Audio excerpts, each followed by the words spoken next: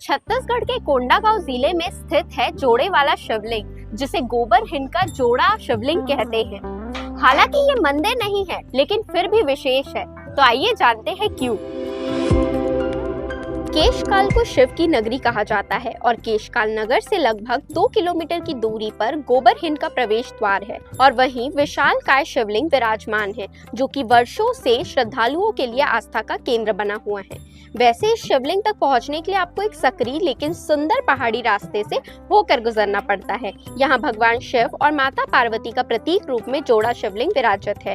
कहते हैं जो भी श्रद्धालु अपने बाहों में दोनों शिवलिंगों को समेटकर उंगलियों का स्पर्श कर लेता है, उसे पुण्यात्मा माना जाता है। यह शिवलिंग पूरी तरह खुले में विराजमान है और मान्यता है कि इसके ऊपर कोई निर्माण कार्य नहीं हो सकता।